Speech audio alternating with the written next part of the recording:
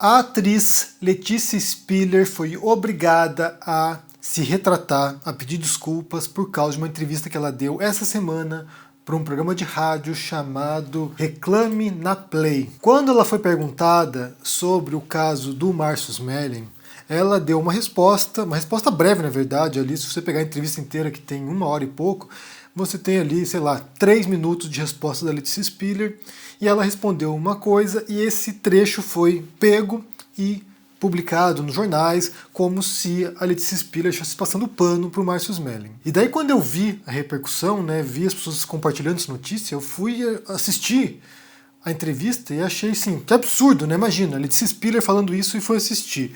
E aí que entra a questão desse vídeo hoje. Antes de entrarmos naquilo que eu quero trabalhar com vocês, eu vou deixar bem claro aqui, vou deixar um disclaimer aqui, um aviso bem grande sobre a minha posição nesse caso. Eu não sei qual é a posição político-ideológica da Letícia Spiller. Não sei se ela é bolsonarista, não sei se ela votou no Haddad, não sei se ela é cirista, se ela é eleitora da Marina, se ela votou no Novo, não sei. Não votou no Amoedo, não sei. Eu não tenho a menor ideia daquilo que ela pensa politicamente, não sei. Então vamos deixar aqui já de antemão. Não é isso que está em questão, na verdade. Não importa. Se ela fosse bolsonarista, mesmo assim, o modo como foi usado essa frase, demonstra uma distorção argumentativa, como a gente vai entender em seguida. Então eu não sei qual é a posição dela e não me interessa. Na verdade, eu, como a maior parte dos brasileiros, conheço a Letícia Spiller como Paquita, no show da Xuxa, e depois como atriz. É isso. Mas o que aconteceu? E aqui a gente vai entender um princípio argumentativo, da lógica argumentativa, de como a gente elabora um argumento, como a gente confronta a ideia dos outros. Isso tem a ver, em parte, com uma ética da argumentação lógica. Mais do que isso, não apenas uma ética, mas também um modo de você reforçar a sua refutação do argumento do outro. Tem um princípio chamado princípio da caridade. Como eu disse, é um princípio ético da argumentação, que quando você vai confrontar o argumento de alguém, quando você vai enfrentar aquilo que uma pessoa disse, ela vai lá e elabora o argumento dela. Você, para enfrentar esse argumento, esse princípio de caridade diz o seguinte, que você tem que atacar o melhor argumento possível da pessoa, a melhor versão do argumento dela. Então vamos supor que a pessoa vai elaborar uma posição, você olha aquela posição e parece para você que está mal elaborado aquilo. Então você pega a melhor versão daquele argumento e você ataca, ou você enfrenta, você refuta a melhor versão desse argumento. O oposto desse princípio da caridade é aquilo que se chama de falácia do espantalho, que é quando você pega o argumento da pessoa e você distorce o argumento da pessoa e você ataca a pior versão desse argumento. Então você não enfrenta aquilo que a pessoa realmente diz, você ataca uma versão distorcida daquilo. Enquanto, só repetindo aqui, que o princípio da caridade é você pegar esse argumento e você talvez até aprimorar esse argumento para você atacar a melhor versão dela. Esse é um princípio ético porque, desse modo, você assegura que você está de fato confrontando as ideias reais da pessoa e não aquilo que você acha que ela pensa. E não distorcendo aquilo ali para você vencer o debate simplesmente. Porque a gente já falou várias vezes sobre debate aqui, o que a gente vê muito habitualmente hoje em dia é a intenção de vencer a pessoa, de você destruir a pessoa, detonar a pessoa no debate. E não a busca pela verdade, que no fundo seria a essência da proposta do debate. De juntos, dois interlocutores, dois debatedores, tentarem revelar a verdade, e não apenas destruir o outro. Então, por um lado, é um princípio ético, de você atuar de maneira correta num debate, mas também é uma noção tática num debate. Se você ataca o melhor argumento da pessoa, ou a melhor versão do argumento da pessoa, caso você consiga, de fato, contestar essa melhor versão, refutar essa melhor versão, você desarma o seu interlocutor. Então, assim, você pegou o argumento mais forte dela, o ponto mais forte dela e desmontou. E ela, nesse sentido, acaba ficando sem munição. Se você ataca um argumento distorcido da pessoa, ela pode simplesmente dizer, mas eu não falei isso, você está atacando algo que eu não disse, você está atacando algo que eu não defendi. E eu falo tudo isso, eu faço essa volta aqui nessa definição desse princípio, porque o que eu senti nesse ataque que foi feito contra a Letícia Spiller e depois que a obriga a se retratar, que a obriga a se desculpar, é porque o que aconteceu foi justamente uma falácia do espantalho. As pessoas pegaram, interpretaram do pior modo possível aquilo que ela disse, e ela se comunicou mal, na verdade, mas a gente já vai ver isso, pegaram a pior versão daquilo que ela disse e atacaram nesse ponto. E como você tem essa onda, né, essas levas de cancelamento público, de linchamentos públicos, isso é um prato cheio para as pessoas, né? Porque o que ela disse, eu não tenho aqui textualmente o que ela disse na entrevista, embora eu tenha assistido, mas ela basicamente diz o seguinte, que pegaram o Marcus Melling para pato, para bode expiatório, como mártir, porque desde muito tempo esse tipo de assédio, esse tipo de abusos ocorre na televisão. Então para ela espanta que tenha demorado tanto tempo assim para trazerem à tona essa história. E a gente falou isso na verdade, né? A gente sabe desde muito tempo, são décadas e décadas de histórias que circulam de diretores, de atores, de pessoas no topo da hierarquia, usando o seu poder para humilhar os demais, assédio moral, e também para abusar das mulheres, assédio sexual. Então, nesse sentido, o que ela disse não é novidade, a gente sabe dessas histórias. São coisas ditas nos bastidores, mas a gente não tem essas histórias vindo à tona. Então, nesse caso da Dani Calabresa, o que acontece é que essa história vem à tona. Alguém vai lá, fala com a direção da Globo, essa história começa a vazar, né, começa a chegar na imprensa, e essa história vem à tona. O que ela disse é isso, a gente sabia dessas histórias. O que eu não entendo é porque demorou tanto para isso acontecer. E isso foi entendido como um ataque às vítimas, como se a Letícia Spiller estivesse criticando as vítimas. Ah, não, essas vítimas são covardes, ou não quiseram dizer antes, ou sabe-se lá se é verdade aquilo que elas nos disseram, mas não foi aquilo que ela disse. Ela disse só nesse sentido de sempre houve essas histórias e de repente essa bomba explode no colo do Marcus Melling, sendo que há muitos outros homens em posição de poder que também fizeram isso anteriormente e passaram ilesos, e que não foram denunciados, que não foram expostos. E aqui a gente lembra mais uma vez o caso do Harvey Weinstein, um produtor de Hollywood que vai lá e é exposto e a bomba explode no colo dele, sendo que a gente sabia que também em Hollywood havia esse tipo de denúncias desde há muito tempo. É isso que ela disse. E depois ela fala assim, né, de maneira anedótica, que ela conhecia o Marcus Melling, que parecia uma boa pessoa, que nunca pareceu que faria uma coisa dessa. E a impressão que deu mais uma vez para as pessoas que ouviram isso é que ela estava passando pano e defendendo o Marcus Melling.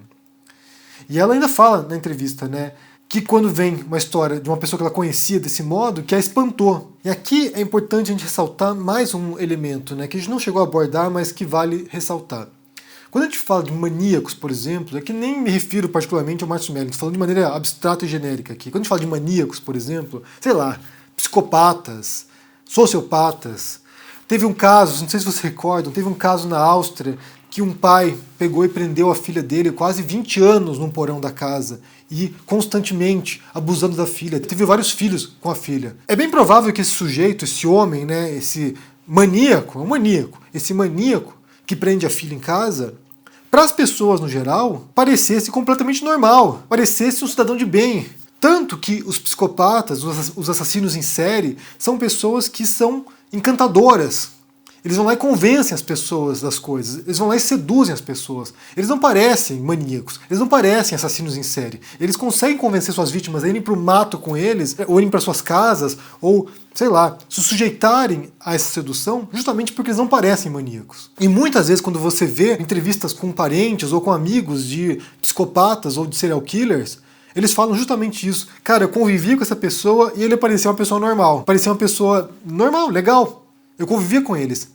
Você vê, por exemplo, relatos de pessoas que trabalhavam com o Hitler, por exemplo, assessores do Hitler, secretários do Hitler. Ele era uma pessoa normal para os seus funcionários. Então, os maníacos geralmente não parecem ser maníacos. Abusadores geralmente conseguem disfarçar o modo como eles abusam dos demais. Chefes que maltratam os funcionários, talvez em casa seja o marido ideal, talvez com os amigos seja uma pessoa muito engraçada, sabe, fanfarrão, mas em certos ambientes em particular, quando eles têm esse poder na mão, eles vão lá e se transformam. E muitas vezes as pessoas são protegidas e blindadas pelos demais pelo fato de serem carismáticos e parecerem ser gente boa. Cara, não acredito que ele faria isso. Há uma negação de fato, né? Pessoas próximas acabam negando. Nossa, não parece que seria real isso. Então, o comentário dela, o que ela disse na entrevista, em tese, pelo menos aqui observando, né, assistindo o que ela disse, se a gente utiliza esse princípio da caridade, pegar o melhor argumento, de pegar a melhor versão daquilo que a pessoa disse, não tem nada, ou tem quase nada de errado ali. Mas o que a gente observa, via de regra, na verdade, normalmente, e quem se comunica publicamente sabe disso, o que a gente observa é que geralmente o esforço é feito ao contrário. As pessoas pegam a pior versão daquilo que você disse. Você publica um tweet, as pessoas pegam a pior versão daquilo que você disse. Você fala uma coisa, as pessoas pegam uma palavra que você disse ali, que pode parecer comprometedora, e vão lá e distorcem completamente e pegam a pior versão daquilo que você disse. E atacam aquilo que você não disse. E se desdobram para te confrontar em uma área que você nem sequer abordou. E isso acontece nos debates, nesse tipo de debate cuja dinâmica se dá essencialmente para destruir o oponente, então eles vão lá e se concentram na pior versão daquilo que você disse, ou se concentra também nesse tipo de interações virtuais. As redes sociais, elas operam na pior versão do que você disse. Então quando você vai pensar num texto para falar aqui na internet, quando você pensa em algum tipo de conteúdo aqui, você sempre faz isso cheio de dedos, porque você sabe que qualquer fala sua, qualquer deslize seu será usado contra você. É quase aquelas coisas dos filmes policiais norte-americanos, né? Tudo que você disser será usado contra você. É isso. Há um esforço constante, e isso não apenas dos demais, dos seus opositores, dos seus adversários políticos, isso no interior do seu próprio grupo, muitas vezes, de pessoas analisando com lupa tudo que você disser para te destruir. E aqui, mais uma vez, eu não sei qual é a posição política da Letícia Spiller, não sei se ela é bolsonarista, não sei. E realmente não me importa, porque esse caso em particular aqui, para mim, é exemplar para a gente entender como se dá essa dinâmica de pegar algo que você disse, e ela disse ali, talvez de maneira mal comunicada, e ela reconhece isso, ela disse uma coisa que, em condições normais, seria totalmente inofensivo, e isso é usado para linchá-la publicamente, ao ponto de ela ter que vir se desculpar por causa disso. Então, para concluir esse vídeo aqui, o que a gente vê hoje é justamente o oposto do princípio da caridade, que seria um princípio ético, de qualquer debate, de qualquer interação argumentativa com alguém. O que a gente vê é constantemente essa falácia do espantalho, as pessoas confrontando aquilo que você não disse, ou aquilo que elas acham que você disse. A Letícia Spiller vem, pede desculpa, diz que ela se expressou mal, que ela jamais duvidou da Dani Calabresa, que ela não passa pano para esse tipo de abuso. Ela vem aqui, se explica, faz uma longa explicação no Instagram, tem aqui uma postagem dela aqui com a foto da Dani Calabresa, então assim, ela se explica melhor depois, mas, ao meu ver pelo menos, né, eu sabendo do caso do Márcio Smelling e ouvindo a primeira entrevista da Spiller, sinceramente, o que eu vi ali foi algo que eu já passei várias vezes, de pessoas pegando a pior versão daquilo que você disse, distorcendo aquilo ali e atacando algo que você não disse. E daí você é obrigado a se justificar, você é obrigado a se explicar, daí você é obrigado a fazer 2, 3 vídeos aqui explicando o que você realmente pensa e sabendo que mesmo assim, mesmo você vindo aqui retificar o negócio, as pessoas ainda vão usar isso para atacar você. A internet, as redes sociais, é uma imensa falácia do espantalho.